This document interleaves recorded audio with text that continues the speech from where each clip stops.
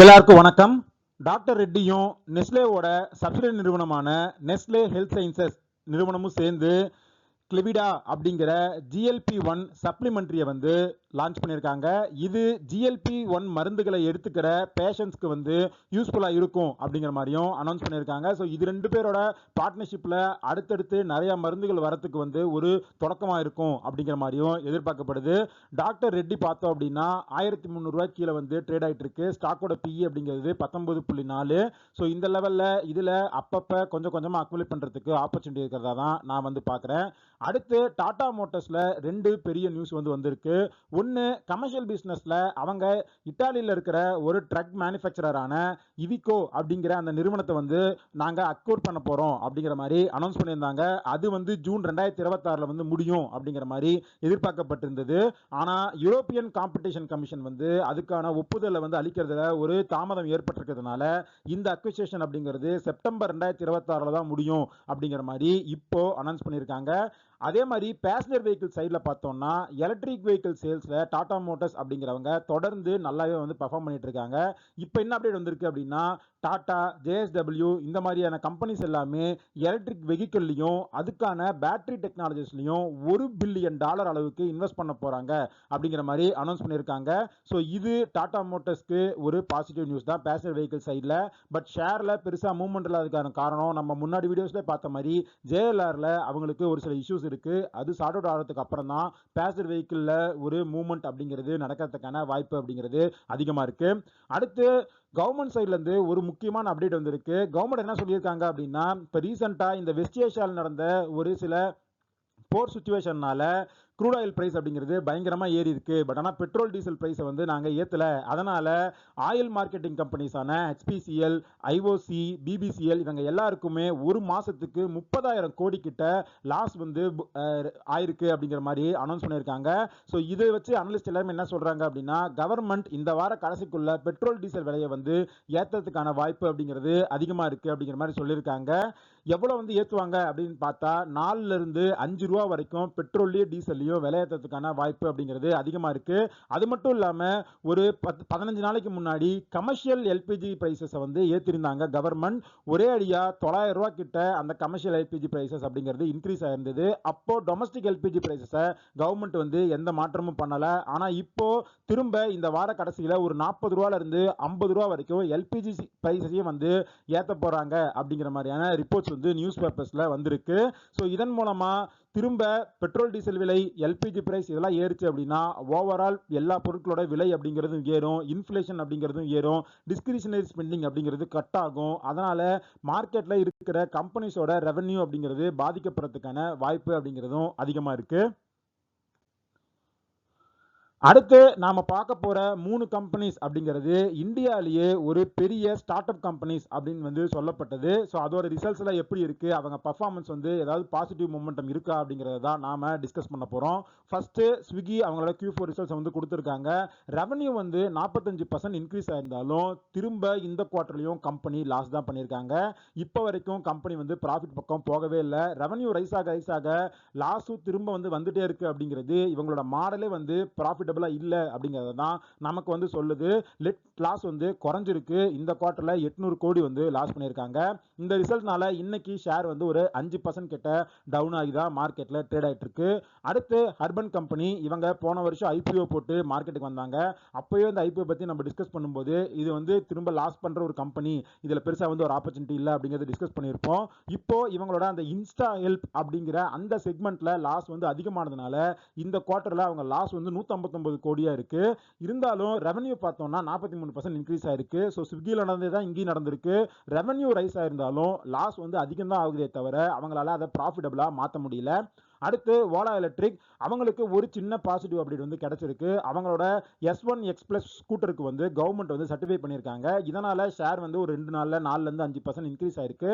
But ஓவராலா பார்த்தோம் அப்படின்னா ஒரு காலத்துல இந்த 2 வீலர்ல மார்க்கெட் லீடரா இருந்த ஓலா எலக்ட்ரிக் இப்போ 5th and 6th பிளேஸ்க்கு வந்து போயிட்டாங்க. TVS மோட்டார், ஹீரோ, பஜாஜ் இவங்க எல்லாருமே இந்த ஸ்கூட்டர்ல வந்து அவங்களோட லான்ச்சஸ் வந்து அதிகமாக பண்ண ஓலா எலக்ட்ரிக்கால அந்த மார்க்கெட்டை வந்து சஸ்டைன் பண்ண முடியாம அங்க ஒரு பெரிய ஃபால் அப்படிங்கிறது ஓலா எலக்ட்ரிக் நடந்திருக்கு. So Swiggy, urban company, Ola இது மூணுலையுமே பெருசாக ஃபியூச்சர் கிடையாது, அவங்க அதை எப்படி ஒரு ப்ராஃபிட்டபிளாக நடத்த போகிறாங்க அப்படிங்கிறதுக்கான எந்த ஒரு கான்க்ரீட் பிளானுமே அவங்களோட ரிசர்ச்சில் வந்து இல்லை.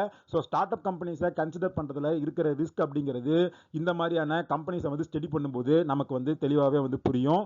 அடுத்து கல்யாண் ஜுவல்லர்ஸ் அவங்களோட Q4 ரிசல்ட்ஸை வந்து சூப்பராக கொடுத்துருக்காங்க. வெட்டிங் சீசனில் அவங்களோட டொமஸ்டிக் சேல்ஸ் அப்படிங்கிறது 50% மேலே ரைஸ் ஆயிருக்கு அப்படிங்கிற மாதிரி அப்டேட் பண்ணியிருக்காங்க. நெட் ப்ராஃபிட் வந்து 410 கோடியாக வந்து டபுள் ஆயிருக்கு.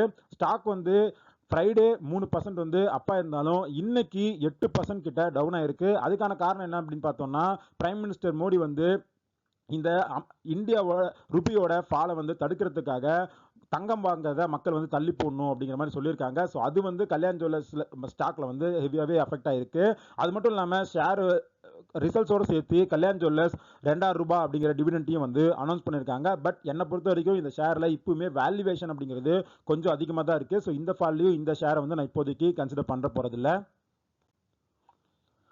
அடுத்தது 2 பெரிய PSU பேங்க்ஸோட ரிசல்ட்ஸ் அப்படிங்கிறது வந்திருக்கு. ஒன்று பேங்க் ஆஃப் பரோடா, அவங்க Q4 ரிசல்ட்ஸ் பார்த்தோம் அப்படின்னா profit 11% year on year increase ஆயிருக்கு. 5,616 கோடி வந்து அவங்க ப்ராஃபிட் பண்ணியிருக்காங்க. டிவிடெண்டா ₹8.5 அப்படிங்கிற மாதிரி அனௌன்ஸ் பண்ணியிருக்காங்க. பட் ஓவராலாக ஃபினான்ஷியல் இயர் 25க்கும் 26க்குமான சேஞ்ச் அப்படின்னு பார்த்தோம்னா ப்ராஃபிட் வந்து வெறும் 2.25% தான் வந்து க்ரோ ஆயிருக்கு. ஸோ இது ரொம்ப லோ க்ரோத். ஸோ ஸ்டாக் வந்து பெருசாக எந்த மூவ்மெண்ட்லையுமே இல்லை. ஆக்சுவலி புக் வேல்யூ பார்த்தீங்கன்னா ₹300 மேலே இருக்கும். பட் இந்த பேங்க்கால க்ரோ பண்ண முடியல அப்படிங்கிறதுனால தான் இந்த பேங்க்ல எந்த பிரைஸ் மூவ்மெண்ட்டும் வந்து இல்லை. புக் வேல்யூ ₹315 ₹320 அப்படின்னு நினைக்கிறேன். அடுத்து பேங்க் ஆஃப் இந்தியா அவங்களோட ரிசல்ட்ஸ் கொடுத்துருக்காங்க. Q4 ப்ராஃபிட் அப்படிங்கிறது 15% இன்க்ரீஸ் ஆகி 3,016 கோடியா இருக்கு. டிவிடெண்ட் வந்து ஒரு ஷேருக்கு ₹4.65 அப்படிங்கிற மாதிரி அனௌன்ஸ் பண்ணியிருக்காங்க. இந்த ரிசல்ட்டுக்கு அப்புறம் ஷேர் வந்து ₹3 மேல அப்பா இருக்கு. பட் இருந்தாலும் இந்த PSU பேங்க்ஸ்ல ஆல்ரெடி ஒரு 1.5 வருஷமா ஒரு நல்ல ரன் அப்படிங்கிறது நடந்துருச்சு. இதுக்கப்புறம் பிரைவேட் பேங்க்ஸ்ல திரும்ப ஒரு ரன் வந்து நடக்கும் அப்படிங்கிற மாதிரி நான் நினைக்கிறேன். ஸோ PSU பேங்க்கை கன்சிடர் பண்ணுறதை விட பிரைவேட் பேங்க்ஸை கொஞ்சம் கொஞ்சமாக அக்குமுலேட் பண்ணுறது அப்படிங்கிறது தான் இன்னும் ஒரு 2-3 வருஷத்தில் ஒரு நல்ல ரிட்டர்ன் கொடுக்கும் அப்படிங்கிறது தான் என்னோட பர்சனல் ஒப்பீனியனாக இருக்குது. அடுத்து நான் ஃபாலோ பண்ணிட்டு இருக்கிற சிப்லா ஷேரை பற்றி ஜெஃப்ரீஸ் வந்து ஒரு அப்டேட் கொடுத்துருக்காங்க. அவங்க என்ன சொல்லியிருக்காங்க அப்படின்னா, சிப்லா அடுத்த ஒரு 2 குவார்ட்டருக்கு கொஞ்சம் மோசமாக பர்ஃபார்ம் பண்ணுறதுக்கான வாய்ப்பு இருக்குது. இந்த வாரம் வந்து அவங்க ரிசல்ட்ஸ் வரப்போகுது. ஸோ அதுவுமே கொஞ்சம் மோசமாக தான் இருக்கும் அப்படிங்கிற மாதிரி சொல்லியிருக்காங்க. அவங்களோட டார்கெட்டை ₹1,170 ₹1,120 வந்து குறைச்சிருக்காங்க. அதுக்கான காரணம் என்ன சொல்லியிருக்காங்க அப்படின்னா, இது வந்து முன்னாடியே நம்ம டிஸ்கஸ் பண்ணதான் ஃபார்மாத்தேன் அப்படிங்கிற அவங்களோட அந்த கோ பார்ட்னரோட மேனுஃபேக்சரிங் ஃபெசிலிட்டி அப்படிங்கிறது அமெரிக்காவோட FDA அலாட் கீழே வந்து வந்திருக்கு. ஸோ இதனால தான் அவங்களோட ரிசல்ட்ஸ் வந்து அடிவாங்கும் அப்படிங்கிற மாதிரி ஜெஃப்ரீஸ் வந்து சொல்லியிருக்காங்க. இப்போ இந்த ஷேர் வந்து ₹1,333 அப்படிங்கிற லெவலில் இருக்கு. ஒரு பாயிண்ட் ஆஃப் டைம்ல ₹1,650 கிட்ட இருந்தது. அங்கிருந்து கரெக்ட் ஆகி ₹1,300 கிட்ட இருக்கு. ₹1,300 தான் நான் வந்து அக்குமுலேட் பண்ண ஆரம்பிச்சேன். திரும்ப இங்கிருந்து ₹1,100 இல்லை ₹1,000 கீழே போச்சுன்னா இது லாங் டேர்முக்கு ஒரு நல்ல அக்குமுலேஷன் ரேஞ்சாக இருக்கும் அப்படிங்கிற மாதிரி தான் நான் வந்து நினைக்கிறேன். அடுத்து ஹீரோ மோட்டார் கார்ப் என்ன சொல்லியிருக்காங்க அப்படின்னா, அவங்களோட ஸ்கூட்டர் போர்ட்ஃபோலியோவையும் EV வெஹிக்கிள் போர்ட்ஃபோலியோ எக்ஸ்பேண்ட் பண்ணுறதுக்காக இந்த ஃபினான்ஷியல் இயர் 27ல 1,500 கோடி கிட்ட நாங்கள் கேபெக்ஸ் வந்து இன்வெஸ்ட் பண்ண போகிறோம் அப்படிங்கிற மாதிரி ஹீரோ மோட்டார் கார்ப் வந்து அனௌன்ஸ் பண்ணியிருக்காங்க. அடுத்து Parag Parikh flexi cap fund. So இது வந்து நான் வந்து பர்சனலாக இன்வெஸ்ட் பண்ணியிருக்கிறது. மார்க்கெட்டில் டிஃபென்சிவாக இன்வெஸ்ட் பண்ணும் அப்படிங்கிறவங்க எல்லாத்துக்குமே இந்த ஃபண்ட் அப்படிங்கிறது ரொம்ப பிரபலமாகவே இருக்கும். ஸோ அவங்க ஏப்ரல் 2026 என்ன பண்ணியிருக்கோம் அப்படிங்கிறத ரிலீஸ் பண்ணியிருக்காங்க. அதில் போய் பார்த்தோம் அப்படின்னா அவங்களோட டோட்டல் அசட் அண்டர் மேனேஜ்மெண்ட் அப்படிங்கிறது 1,37,000 கோடிக்கும் மேலே வந்து இருக்கு.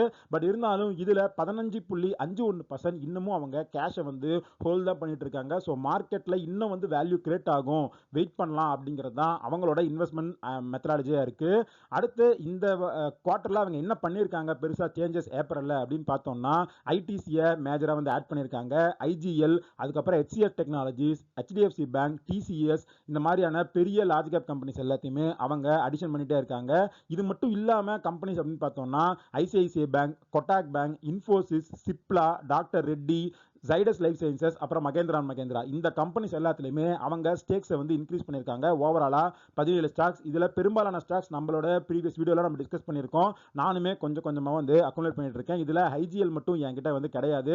அதே மாதிரி கொட்டாக் பேங்க், அப்புறம் M&M இந்த ரெண்டுலையுமே வேல்யூவேஷன் அண்ட் ஒரு சில இஷ்யூஸ் இருக்கிறதுனால இப்போதைக்கு என்னோட வாட்ச் லிஸ்ட்லையுமே அந்த ஷேர்ஸ் வந்து கிடையாது. அடுத்து இவங்க மேஜராக வந்து எங்கே எக்ஸிட் பண்ணியிருக்காங்க அப்படின்னு பார்த்தோம்னா, பாலகிருஷ்ணா இண்டஸ்ட்ரீஸ், அதாவது அந்த BKT டயர்ஸ் அப்படிங்கிற அந்த கம்பெனி வந்து கம்ப்ளீட்டாக அவங்களோட ஹோல்டிங்ஸை வந்து எக்ஸிட் பண்ணியிருக்காங்க.